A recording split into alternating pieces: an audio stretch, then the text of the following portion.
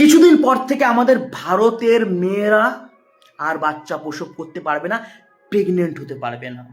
ভাই ভিডিও শুরুতেই তোমাদের কাছে আমার করজোর অনুরোধ, প্লিজ ভাই ভিডিওটা প্রচুর পরিমাণে শেয়ার করো, কারণ এটা একটা গুরুগম্ভীর বিষয়। দেখো, রিসেন্টলি সরকার একটা ঘোষণা দিয়েছে মেয়েদের উদ্দেশ্যে, যেই সকল মেয়েদের বয়স 9 থেকে 14 বছর তাদেরকে একটা ভ্যাকসিন দিতে হবে। সরকার বলছে এই ভ্যাকসিনটা মেয়েদের জন্য খুবই দরকার, কিন্তু রিসার্চ করে দেখা গেছে যে এই ভ্যাকসিন নিলে মেয়েদের কোনো উপকার হবে না, উপরন্তু কি হচ্ছে, এদের প্রচন্ড ক্ষতি হতে পারে এবং হচ্ছেও। অনেক মেয়ে দুর্বল হয়ে পড়ছে। सहरसा में सरकारी स्कूल में बिना जांच पड़ताल के बच्चे को वैक्सीन दे देते हैं, जिसमें कि 50 से ज्यादा बच्चों का अब देख सकते हैं बहुत ज्यादा तबीयत खराब हो चुका है। এমনকি মারা যাচ্ছে। এবং রিসার্চে এটা বেরিয়ে এসছে যে এই ভ্যাকসিন যদি কোনো মেয়ে নিয়ে থাকে তাহলে ভবিষ্যতে গিয়ে সে প্রেগনেন্ট হতে পারবে না, সে নতুন প্রজন্মকে তার গর্ভে প্রসব করতে পারবে না। বুঝতে পেরেছো ব্যাপারটা কত বড় একটা জঘন্য থেকে জঘন্য প্ল্যানিং করা। এবার প্ল্যানিংটা করলো কে? করেছে এই হারামির বাচ্চা, যে নিজেকে ভগবান মনে করছে, সৃষ্টিকর্তা মনে করছে, যে প্রাকৃতিক পরিবেশের সঙ্গে ছেড়খানি করছে।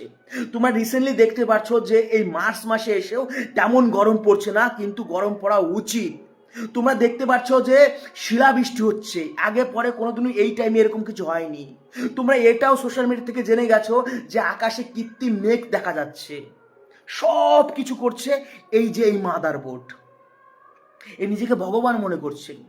এ প্রকাশ্যে বলে যে আমি চাই পৃথিবী যে সকল জনবৃদ্ধি ঘটছে এইগুলোকে নিয়ন্ত্রণ করতে, কারণ পৃথিবীর সমস্ত সমস্যার মূল হচ্ছে কি, এই জনসংখ্যা বৃদ্ধি।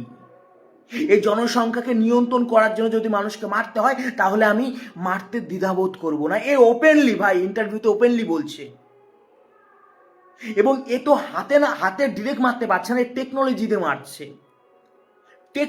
মারছে। দেখো, আমাদের ভারতে এমনিতে ভিটামিন ডির অভাব, এটা আমরা সবাই জানি, যার জন্য আমাদের অনেক সমস্যা পোহাতে হয়। এরপরে এই যে মেঘটা কেমিক্যাল মেঘ তৈরি করেছে, এর জন্য কি হবে, সূর্যের যে আলো আমাদের ভিটামিন ডির সবচাইতে বড় সোর্স, হচ্ছে সূর্যের আলো, ওটা আমাদের মাটিতে পৌঁছাতে পারবে না। সুতরাং ধীরে ধীরে ভিটামিন ডির আরও কমতি হবে, যার জন্য ধীরে ধীরে মানুষ, যাদের ক্ষমতা নেই, যাদের অর্থ নেই, তারা এই স্ট্রাগল অবস্থায় নিজেদেরকে বাঁচিয়ে রাখতে পারবে না। মানে মোরাল অফ দ্য স্টোরি, জনসংখ্যা ধীরে ধীরে কমে যাবে।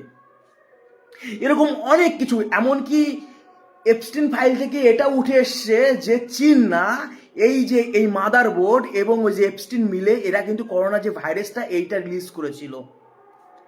এবং এতই জঘন্য ব্যক্তি যে মানুষকে মানে একটা নাজেহাল অবস্থায় ফেলে দেওয়ার জন্য মশা আবিষ্কার করছে। মানে এত জঘন্য থেকে জঘন্য মানসিকতা সম্পূর্ণ এরা। মানে এদেরকে যদি তুমি যত গালাগালি দাও, যত অভিশাপ দাও ভাই, কম হয়ে যাবে। একটা মানুষ যার বয়স 75 কিংবা 80 অ্যাপ্রক্স, সে সবচাইতে বেশি হলে 10-15 বছর ঠিকঠাক বাঁচবে। তার ইচ্ছা যে আমি মরবো, আমার সঙ্গে দুনিয়াকে মেরে নিয়ে যাব। ভাই এই সময় এসে এই ভিডিওটা প্রচুর পরিমাণে শেয়ার করো।